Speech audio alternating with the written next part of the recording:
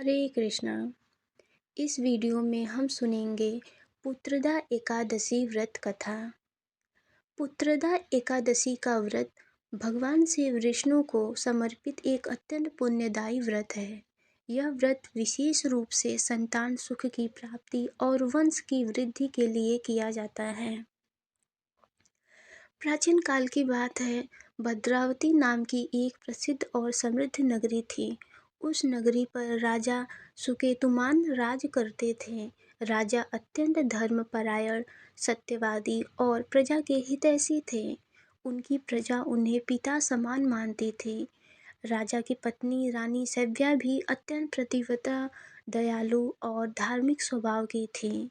राजमहल में सभी सुख सुविधाएं थीं, किंतु एक बात की कमी राजा और रानी दोनों को ही भीतर दुखी करती थी। उन्हें कोई संतान नहीं थी।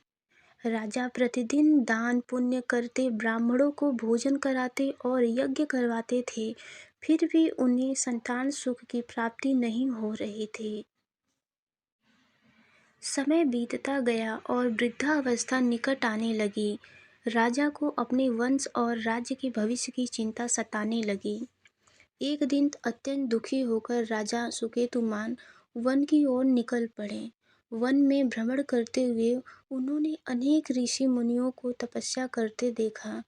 आगे बढ़ते बढ़ते वे महर्षि लोमस के आश्रम पहुँचे।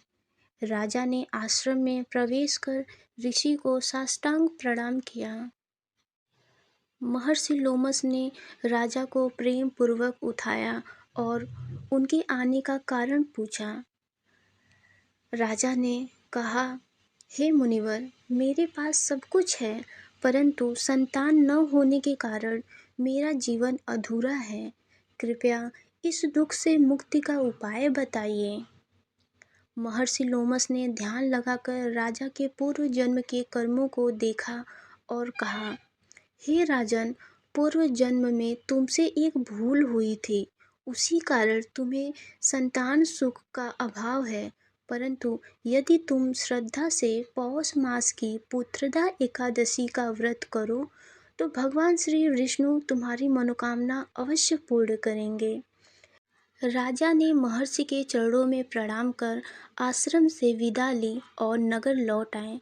पौष मास की शुक्ल पक्ष की एकादशी आने पर राजा और रानी ने पूर्ण श्रद्धा से व्रत रखे।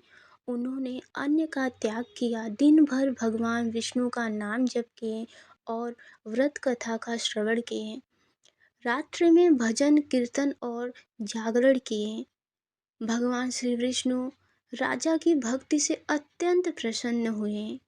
कुछ समय बाद रानी सैव्या ने एक तेजस्वी, गुणवान और दीर्घायु पुत्र को जन्म दिया।